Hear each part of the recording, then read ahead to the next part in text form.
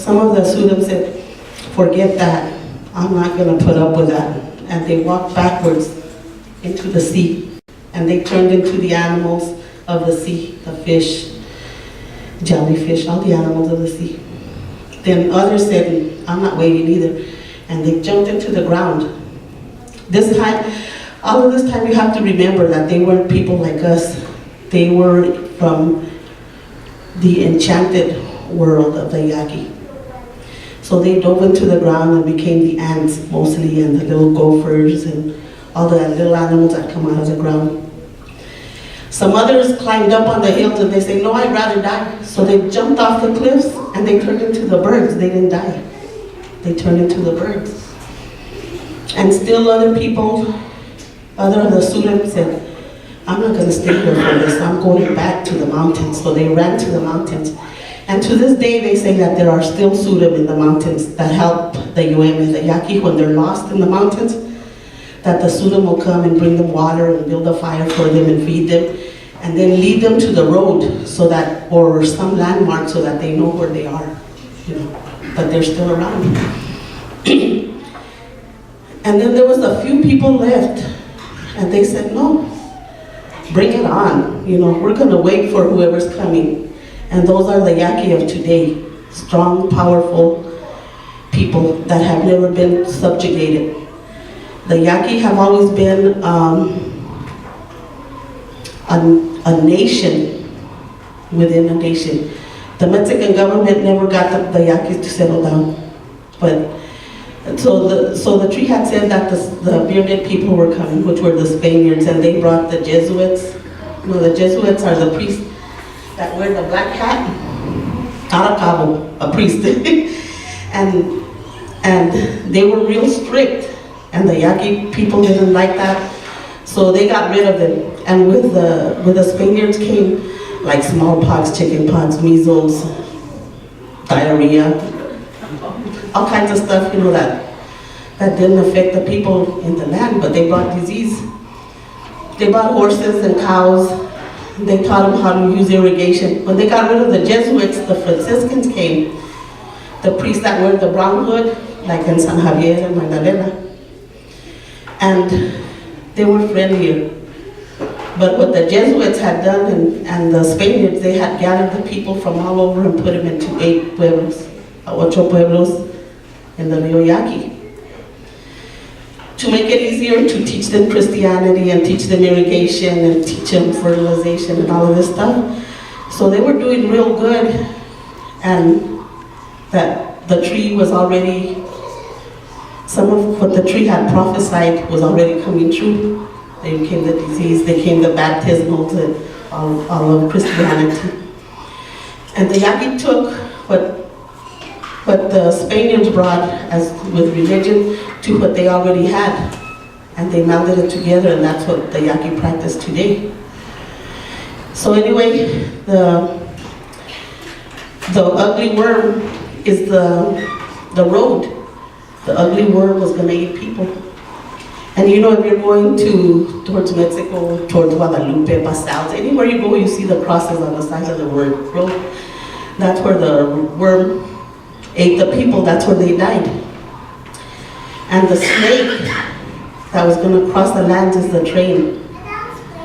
The bird is the airplane.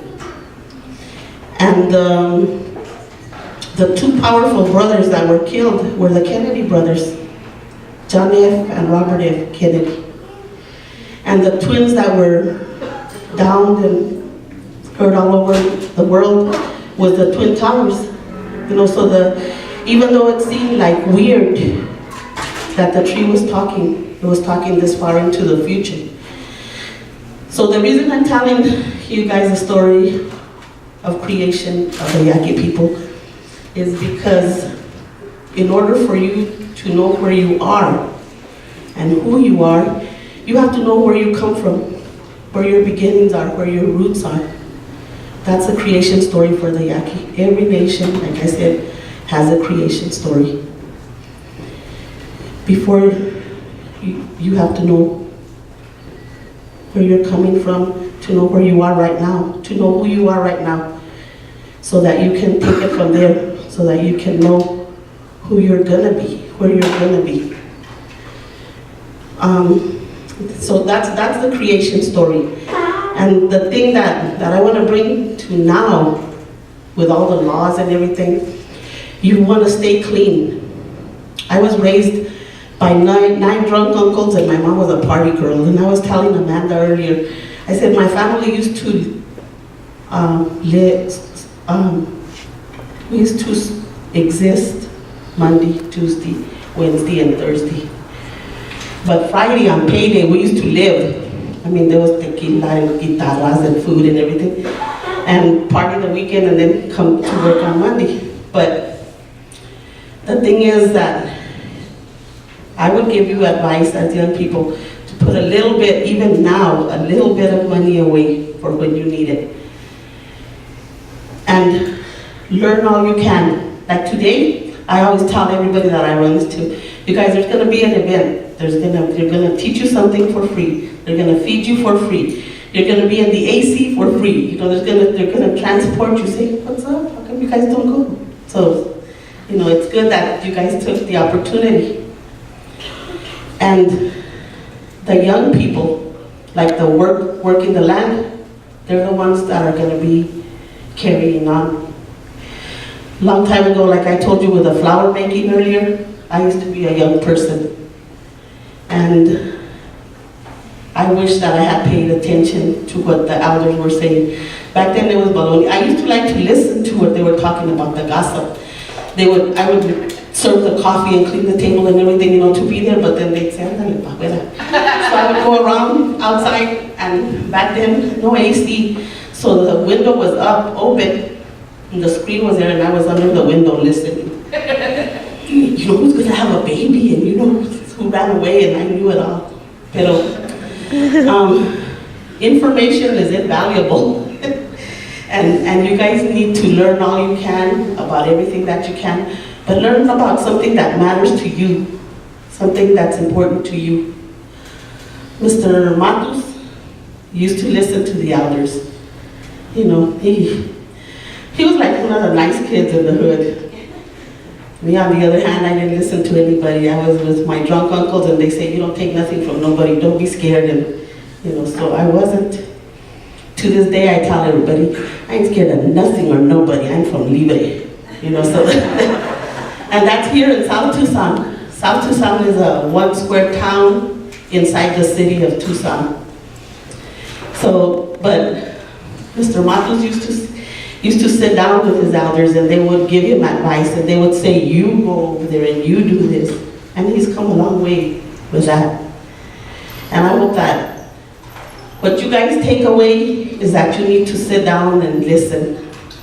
If they used to say you need to slow down and smell the roses, but you need to really sit down and listen to what people are telling you, because they're taking the time to tell you.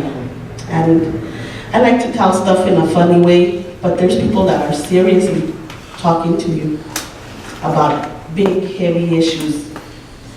And you need to listen, because in the end, it's going to affect you. I mean, who knows if there comes this Pascuala and who's one of these girls, or they bring the Pascuala sister, and one of the guys says, oh, I like that girl.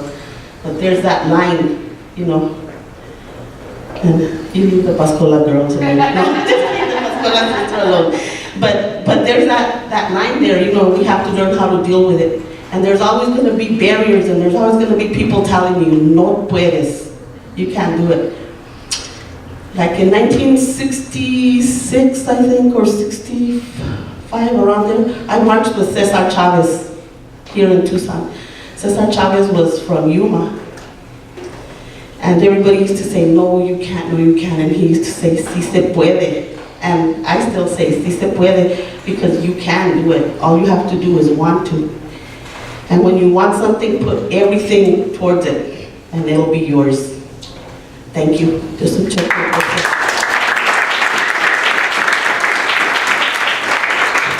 Thank you, Rosemary. So who do we have next? Sandy Soul? Are they here?